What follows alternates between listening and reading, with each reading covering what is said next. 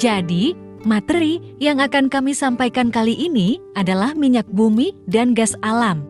Nah, minyak bumi merupakan salah satu bahan bakar fosil. Bahan bakar fosil itu selain berupa minyak bumi, ada juga berupa gas alam, dan ada juga yang berupa batu bara. Bahan bakar fosil ini merupakan energi atau sumber daya alam yang tidak dapat diperbarui. Kenapa? Karena proses pembentukannya memerlukan waktu yang sangat panjang dan lama hingga berjuta-juta tahun lamanya. Sehingga kalau sekarang misalnya minyak bumi tadi habis nih, kita nggak bisa langsung bikin atau langsung memproduksi secara cepat bahan bakar fosil tersebut. Lalu, bagaimana sih proses terbentuknya minyak bumi dan gas alam? Sebelum lanjut ke proses terbentuknya, ada 3 macam teori pembentukan minyak bumi dan gas alam. 1. Teori biogenetik atau organik. Teori ini menyebutkan bahwa minyak bumi dan gas alam terbentuk dari beraneka ragam binatang dan tumbuh-tumbuhan yang mati dan tertimbun di bawah endapan lumpur. Kemudian, endapan lumpur ini menghanyutkan senyawa pembentuk minyak bumi ini dari sungai menuju ke laut dan mengendap di dasar lautan selama jutaan tahun. Akibat pengaruh waktu, temperatur, dan tekanan lapisan batuan di atasnya menyebabkan organisme itu menjadi bintik-bintik minyak ataupun gas. 2. Teori anorganik. Teori ini menyebutkan bahwa minyak bumi dan gas alam terbentuk karena aktivitas bakteri. Unsur seperti oksigen, belerang, dan nitrogen dari zat yang terkubur akibat aktivitas bakteri berubah menjadi zat minyak yang berisi hidrokarbon. 3. Teori duplex. Teori ini merupakan teori banyak digunakan karena menggabungkan teori biogenetik dan anorganik yang menjelaskan bahwa minyak bumi dan gas alam terbentuk dari berbagai jenis organisme laut, baik hewan maupun tumbuhan. Diperkirakan bahwa minyak bumi ini berasal dari materi hewani dan gas bumi berasal dari materi nabati. Menurut Kementerian Energi Sumber Daya Mineral, ada 3 faktor utama dalam pembentukan minyak dan gas bumi, yaitu pertama, bebatuan asal atau source rock. Kedua, perpindahan hidrokarbon dari bebatuan asal menuju bebatuan reservoir. Dan ketiga, adanya jebakan entrapment geologis. Bisa dilihat pada gambar, komponen pendukung terbentuknya minyak bumi berasal dari organisme, tumbuhan dan hewan berukuran sangat kecil yang hidup di lautan. Setelah itu mati dan terkubur. Kemudian tertimbun pasir dan lumpur di dasar laut selama jutaan tahun membentuk lapisan yang kaya zat organik, yang akhirnya akan membentuk batuan endapan atau sedimentary rock. Nah, proses ini akan terus berulang di mana satu lapisan akan menutupi lapisan sebelumnya selama jutaan tahun. Kemudian lapisan laut tersebut ada yang menyusut dan berpindah tempat akibat tekanan atau pergeseran bumi. Deposit yang membentuk endapan tersebut umumnya tidak mengandung cukup oksigen untuk mendekomposisi material organik secara komplit. Nah, sesuai dengan teorinya, jadi bakteri mengurai zat ini molekul demi molekul menjadi material yang kaya dengan kandungan hidrogen dan karbon. Dengan tekanan temperatur yang tinggi, lapisan bebatuan di atasnya akan mendestilasi atau terjadi proses pemisahan atau penyulingan bisa sisa bahan organik sedikit demi sedikit dan mengubahnya menjadi minyak bumi dan gas alam. Mengapa pemakaian minyak bumi harus dihemat? Alasan kita harus menghemat penggunaan minyak bumi dan gas alam diantaranya: 1. Karena minyak bumi merupakan sumber daya yang tidak dapat diperbaharui. Ketersediaannya terbatas di alam sehingga penggunaannya perlu dihemat. Perlu ribuan tahun untuk mendapatkan kembali minyak bumi dan gas dalam secara alami.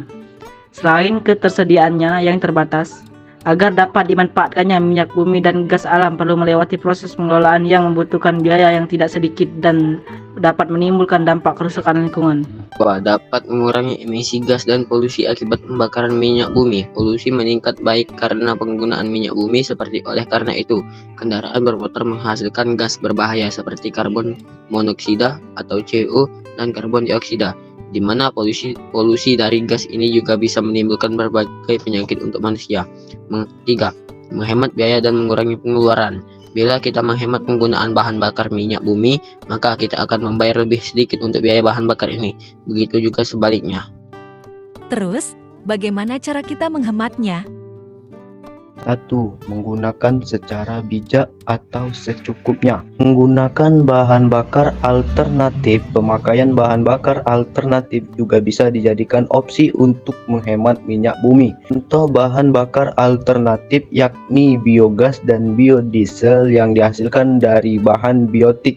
Jika menggunakan transportasi umum, ini juga maksudnya adalah meminimalisir penggunaan kendaraan pribadi. Kendaraan seperti mobil dan motor dapat berjalan karena adanya bahan bakar minyak atau bensin. Alangkah lebih baiknya jika sesekali kita menggunakan kendaraan umum atau menaiki sepeda untuk menghemat pemakaian minyak bumi. 4. Meminimalisir penggunaan plastik. Polimer adalah bahan utama plastik yang diperoleh dari zat sisa penyulingan minyak bumi. Dengan kata lain, kalau kita terus bergantung pada plastik, sama saja kita semakin bergantung pada minyak bumi.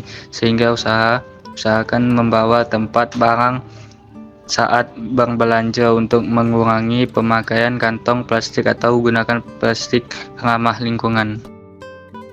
Selanjutnya, Open Q&A. Minyak bumi dan di mana sumber utama cadangan minyak bumi dunia?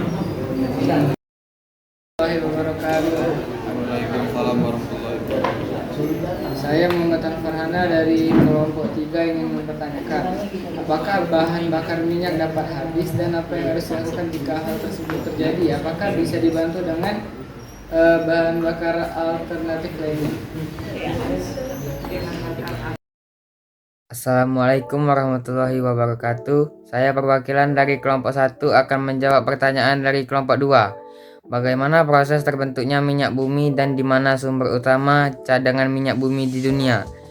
Sesuai dengan yang telah dijelaskan tadi, intinya proses pembentukan minyak bumi membutuhkan waktu jutaan tahun sejak masa purba. Minyak bumi dihasilkan dari matinya hewan dan tumbuhan yang terkubur di lapisan pasir dan bebatuan. Setelah terjadi penguraian, minyak bumi bergerak lewat batuan berpori, kemudian terakumulasi di lapisan batuan keras hingga menjadi sumber minyak bumi. Di mana sumber utama cadangan minyak bumi di dunia? Dilansir dari CNCB Indonesia, negara dengan penghasil minyak bumi terbesar di dunia ada Amerika Serikat, Arab Saudi, Rusia, Kanada, dan Irak. Negara tersebut termasuk dalam 5 besar negara yang dengan cadangan minyak bumi terbesar di dunia. Assalamualaikum warahmatullahi wabarakatuh. Perkenalkan, saya Intan, perwakilan dari kelompok 1 akan menjawab pertanyaan dari kelompok 3. Apakah bahan bakar minyak bumi bisa habis dan apa yang harus dilakukan jika hal tersebut terjadi? Apakah bisa dibantu dengan energi alternatif? Setiap harinya manusia membutuhkan energi untuk melakukan aktivitasnya. Salah satunya adalah bahan bakar minyak bumi yang digunakan untuk berbagai macam kebutuhan, misalnya bensin. Sumber energi jika terus digunakan secara tidak terkendali dan tanpa pelestarian, maka suatu saat nanti sumber energi akan habis. Jika hal tersebut terjadi, apa yang harus dilakukan?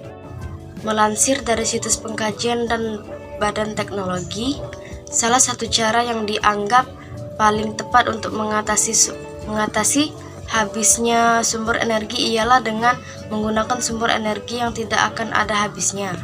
Bisa kita lihat sekarang sudah banyak penggunaan energi alternatif, contohnya panel surya yang digunakan untuk sumber energi listrik. Ada juga bahan bakar biodiesel yang dihasilkan dari sampah pertanian dan perkotaan. Terus adanya mobil listrik dan lain sebagainya. Teknologi ini diciptakan untuk mengantisipasi jika minyak bumi habis.